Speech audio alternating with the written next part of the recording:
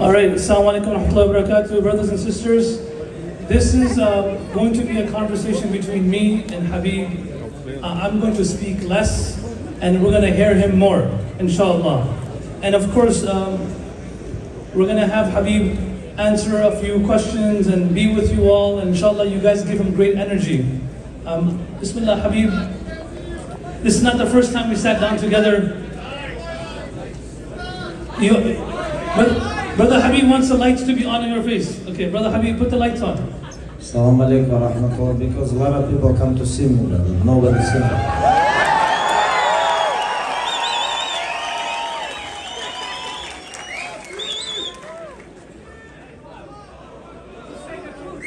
Khabib, you know, I came on the stage an hour and a half ago, and the lights were on, and I told them to turn the lights off. And so you came, so they're all here to see you, so may Allah bless you. We're going to turn the lights on for you. Brother Khabib, as the lights are turning on, do you have something to say to this beautiful crowd over here, this beautiful city that have been sitting here patiently for the last 2-3 hours to see you? They would love to hear from you. Very good to see you guys. To be honest, I was surprised how you guys was happy to see me. I don't know it was real or fake, but it's very good energy. Thank you guys.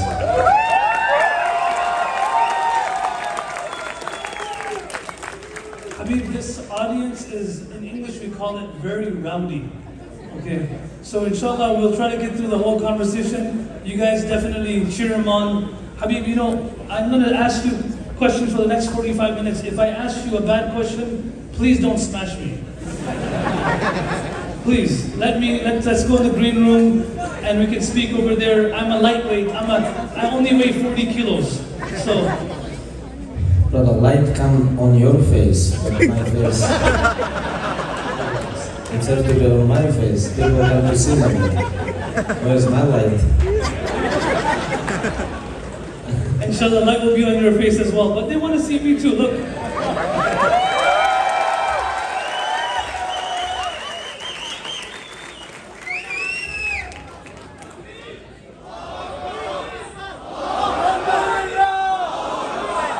MashaAllah. You guys want to hear him talk? Okay, so stay quiet. All right, inshallah. Khabib, you know, at this point of your life, you're no longer a professional fighter.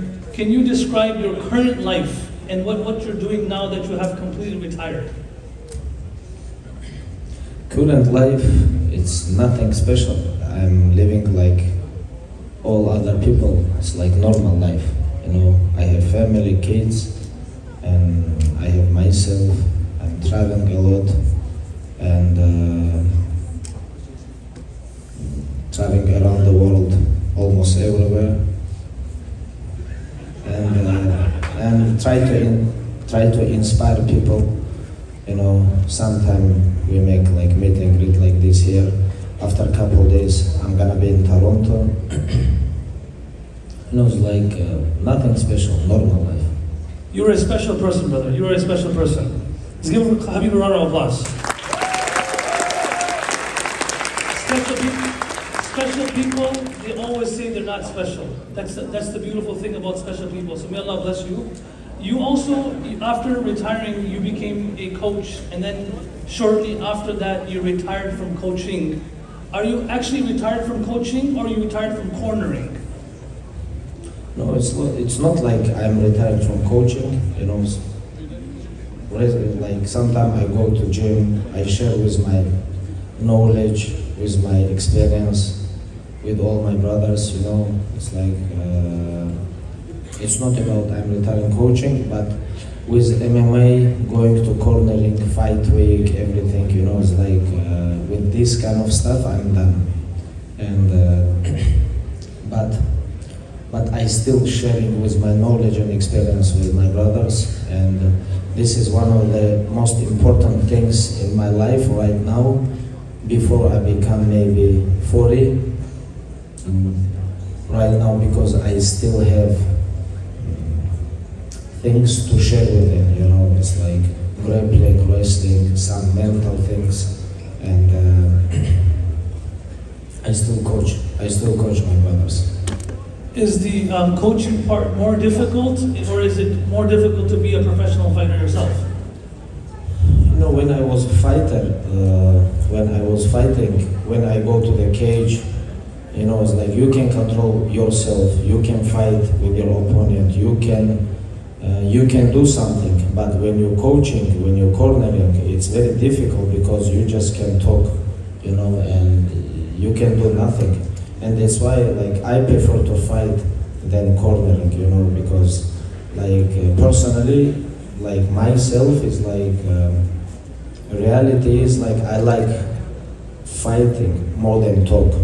And that's why I like just fight by myself than cornering. But when you were fighting, you used to also talk in the cage. So you like fighting and talking. No, it's different. It's different, you know, because most of the time all my opponents try to talk with me. It's like before they fight, because they know they're not gonna have chance after fight or during fight to talk, and that's why they take their chance. I remember, Khabib, you were you once told us that you were fighting Barboza and his coach was talking to him and you started talking to him. Tell us that story. When I fight with who? Barboza. It's a Barboza. Because I know that his coaches, like Mark Henry and other coaches, you know, I met them before, and it was very interesting when I was on top of him and it was very close to his corner, and his coaches gave him good advice, and I told him good advice, but he can do nothing. It was very interesting conversation with Barboza and his coaching. While you were fighting? During the fight. Wow. Round of applause for Khabib. I mean, still speaking about the fact that you're no longer cornering the fighters, but you're still training them. One thing that you have never experienced in your life is a loss.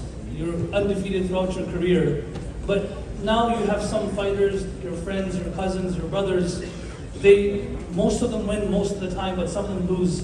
How do you help them during their loss? Because the community has never seen you lose, but you're seeing them lose. So what is the mindset after a loss? We see the mindset after you won. What is the mindset after someone loses? You know, this is all about fighter. If he's like mentally he's weak, doesn't matter. Even if he's gonna win, he's gonna change. This is all about mental. Sometimes it's like when fighters lose, this is better for him than he winning. You know, this is because it's not about all the time winning. But when fighters lose, what I can say? I tell him you have to fix your mistakes and come back stronger. You know, it's like just calm down, stay relaxed. If you're gonna keep training hard, your time will come. But you have to be patient, because in this game, its most important thing is patient. You have to be patient. This is first, and only second, it's become hard work. You know, it's like patience is the key. Well, bless you. But there is something special. This cannot be argued. It's a fact. There is something special about people from Dagestan. You know, these people are not only you, but many years before you, they were fighters and they're athletes.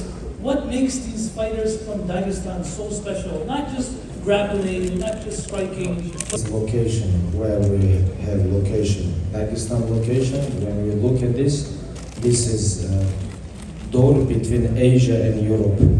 And last 1,000 years in Dagestan all the time was war, if we watch. And that's why people are so tough. And if we talk about us, like fighters, and I think you can watch anybody who become successful, who's a very good fighter from Dagestan. Like they all come from poor life, and they all was very hungry. Like you can watch, you can like, for example, like Islam, myself, Zabit, Ankalaev, like anybody you can watch, like who is on high level, they always very poor. They don't even have food enough to eat. And I think it's all about this. And of course, system. We have very good system. Like we have very good coaches in Dagestan. Very, very good. When I talk about very good, I mean like they are best in the world.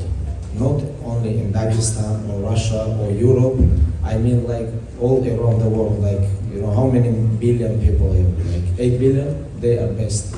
Can you imagine? It's like 8 billion people in the world.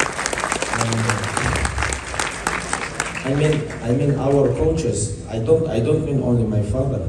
I mean like we have very, very good coaches. They are not famous like my father, but they are very good coaches. When you have good coaches, good system. You say we have? Not you. We. Okay. Okay, you mean we separate, right? Yeah, we're separate. Okay, I think not only here in Canada or US, I think everywhere this is problem. Everybody become busy, everybody work, everybody try to make all money around the world, and they forget they have kids. But kids growing, and they every 1 month, second, third month, you know, when they growing, they always have answer. No, they have questions and they need answers. You know, they need answers, they need attention. You have to spend time with them, and this is most important things with kids, with new generation. They need time, and I think this problem not only like here, like I think even in Dagestan, like everywhere in Russia or Canada, US, everywhere this problem, because everybody become busy, everybody works so hard, everybody work like at least 12-15 hours a day. And the kids growing like alone. You know, somebody in school, 5, 6, or 10 different teachers teach them, and you don't even know who's teacher of your kids. You know, what they teach them. Maybe these kind of teachers and you guys have different mindset, and a lot of things you don't agree with this teacher, but he spend time more than you with your kids. And I think this is like very, very dangerous things. Can you imagine? It's like in a day, you sit with your kids 30 minutes or 1 hour, but somebody from school visit with your kids maybe 4 hours or 5 hours, and he teach him how to live, like 5, 6, 7 years. And when he become 15, you try to explain him how he have to live, but he have his mind, and I think a lot of parents deal with this kind of problem, and that's why we have to be careful who teach our kids. This is what I say. Jazakallah khair. Most about the absence of your father. He's no longer with you. If he was here, this is one thing or two things that you missed the most. Most, I think, is advices, because all the time when I have difficult situation, he was with me and he always gave me good advice. And sometimes I don't understand what he's talking about, because it was almost 26, 27 years different between me and him, but I always follow. Even I don't understand what he was talking about sometimes, I was following him because he's my father and I have to follow him, even if I don't like this, because between father and kids there is no freedom speech, Round of applause. What does that mean? There's no freedom of speech. In America and Canada, we love freedom of speech. That's why I'm talking about this. Because now it's like very popular things. It's like kids, they try to talk about this. Like father was always saying to me, how you 17 years old try to teach me? It's like your brain is like this, like you born just yesterday and you try to give me advice. You know, it's like, because we always was together, gym, home, everywhere, and sometimes was like very funny conversation between me and father, but I was always listening to him, what he told me. Round of applause for the Habib. We have the video, so watch the video now.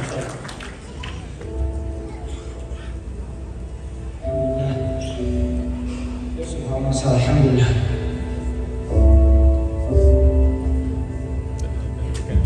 Today, I want to say it was my last fight. And no way I'm gonna come here without my father. I talked with my mother 3 days. She don't want to go fight without father, but I promise her it's gonna be my last fight. And if I give my word, I have to follow this. Round of applause, brothers.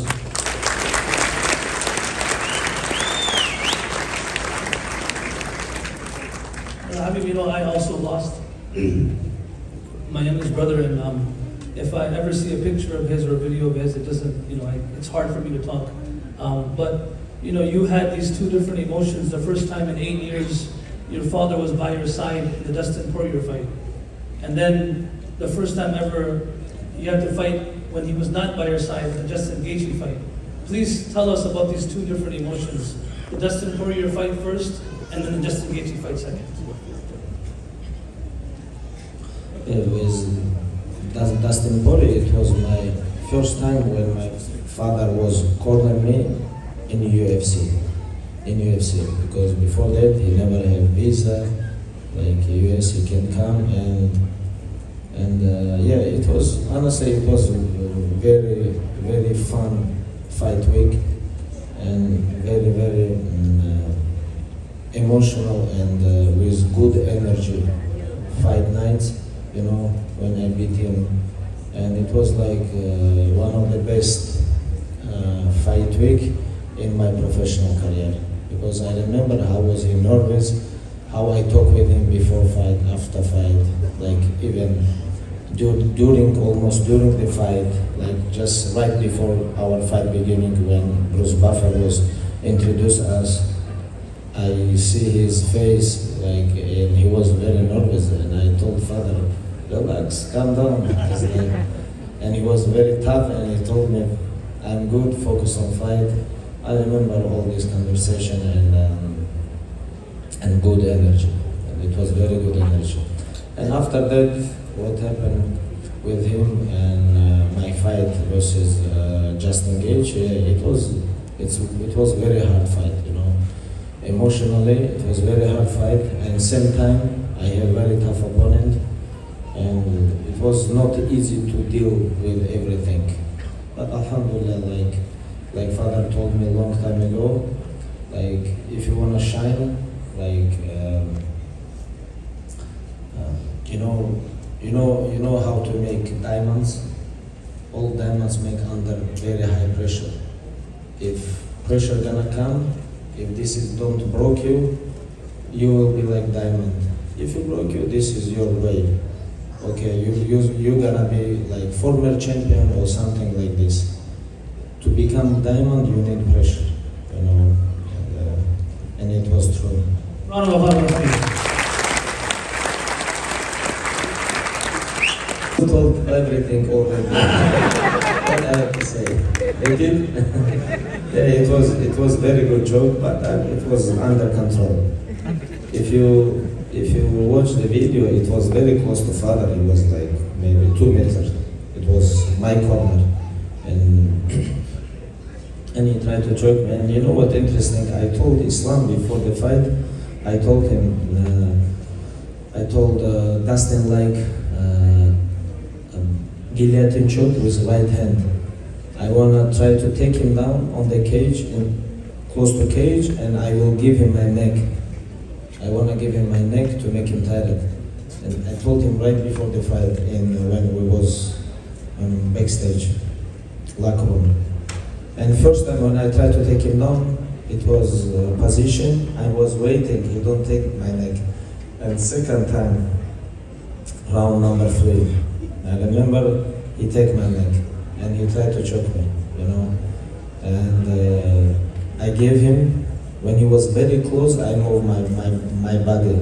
I come back. I gave him again. And when it was very close, again I move my body and I make him tired. After that, I think like after 30 seconds, I feel I broke him, you know, anytime. This is like people who never done this, it's very hard to explain, but I understand. You understand? Okay. This is good. Okay. You know what, Habib? Please. I'm gonna win and I'm gonna retire.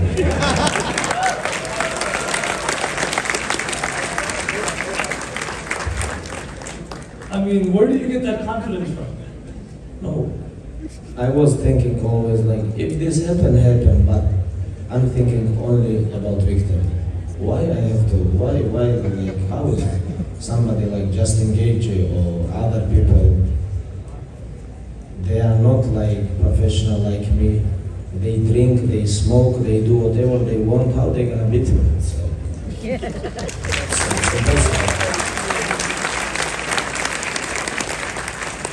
I mean, you know, last time you said this and you mentioned a powerful word. You said, you know, I work hard and I have one secret ingredient, which is tawakkul. They don't have that. Please explain what that is. you know, like Muslim for us, like tawakkul is the most important things. Not only like I don't talk about like sport or fighting game. I talk about like everywhere, like for anything and everywhere. It's very important to have this, to have tawakkul, to tawakkul to Allah, not tawakkul to yourself, not tawakkul to your training system, discipline or something. You have to know everything comes from Allah. Everything, anything, everything. If you have like this, if you believe like this, you're gonna have very strong mental. Not like just talk. It have to be in your heart. You know, you have to believe this. So, round of applause. I don't remember, but I find myself on meds. You know, I think most of them will become success fighters or athletes. They beginning like maybe 5 fighters. So, the question I have about this, Abdul Habib, is there are probably a lot of people sitting here who have been training professionally, young people. What advice do you have for these people and people who are going to watch this afterwards, for someone who wants to become a professional fighter, an athlete? What advice do you have for them? They want to hear from you, who is the GOAT of all time. I see most of them, they older than me. And I think my advice, I hope they all have kids, like healthy kids, and just spend more time, invest your time and your money, your energy, your experience, your knowledge, everything to your kids. This is best investment. Because a lot of people, they invest 50 years old, you have to spend time with your kids, give them energy, love, knowledge, time, answer their questions, you know. This is the best investment, and this is my advice. Jazakallah khair. Round of applause, Abdul Habib. It would be wrong that we spoke so much about your father and we spoke about fathers that are sitting here, but there's a lot of women who are here as well, mothers who are watching as well. Round of applause for our mothers who they work so hard for us. And your mother, and what role does she have in your life? And does she spoil your children? Because all grandmothers spoil their children. So what do you do when she spoils your children? Yeah, my mother, she take care of my kids, my brother kids, my sister kids. It's like, you know, it's like when we, like a Muslim, like myself, like I think like women's, they have to protect our back, and they have to be on back, and we have to be they face, you know. And all the time people ask me about like mother, what should, of course, like my mother, she was very big reason, very big reason to why I become success.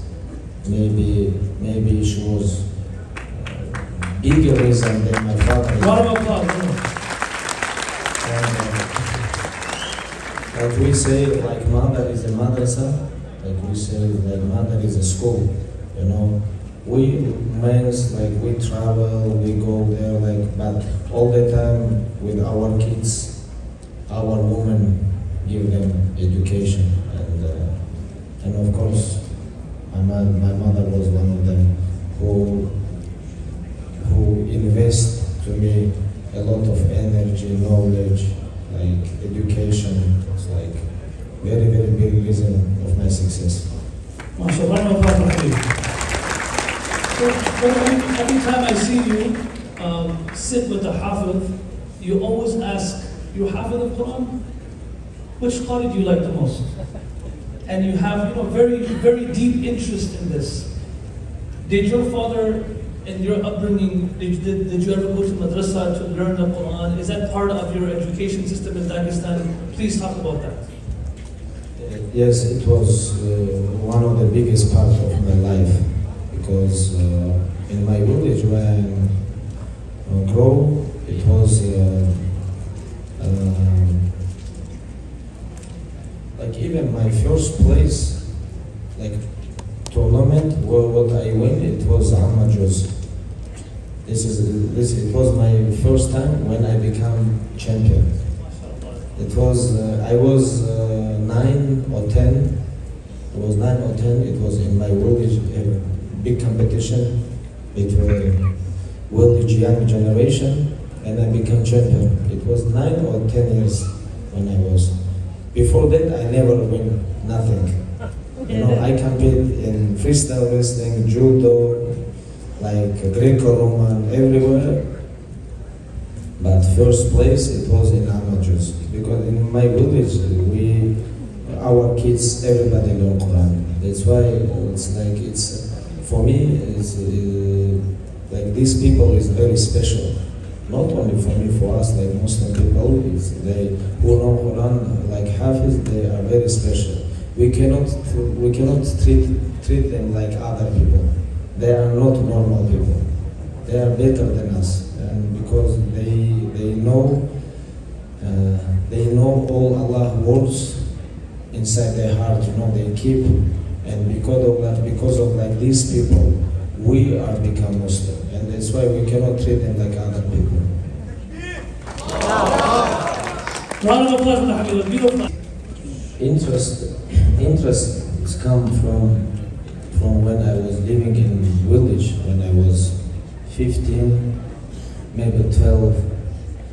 It's and even now still I'm 35, and more than 20 years I studied this, maybe 25 even. It's like for me it's like most interesting things in my life. Most interesting things. There is two things. Of course, football too. I really like football, not American, like a real one. And number one things what I love, this is learn about story of prophets and Seerah of Muhammad Sallallahu. This is one of the biggest things what I love to learn. And even now I still study all the time. I read books, I listen to sheikhs, you know, it's like in YouTube, or it's like one of the best things ever happened in my life. I become interested in my heart. It's become interesting to learn this story. Round of applause for Habib. Time alone on the island with among all your teammates and your friends. And what book? And I hope the kid will get happy that I asked this question. Teammate and book. You know what? Recently, it's like maybe couple days ago, maybe couple weeks ago, I was thinking about why Allah, when Allah created Adam, He don't give him mother or sister or daughter, He give him wife. Why? This is like, it's a very big hikmah. Why He give wife? Why no mother or father or daughter? When I'm gonna be alone in island, why I need teammate?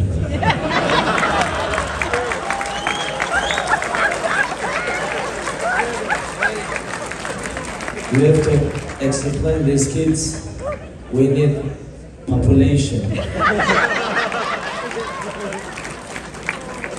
That kid is too small, I can't explain that to them. And this is not funny, honestly. It's I'm true. serious. I'll explain to the kid afterwards that your wife is, I'll take my wife and she's my teammate as well, something like that. And what book?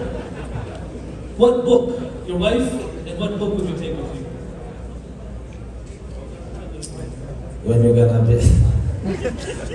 What book? Yeah. What book? Of course, we have only one book. Only one book.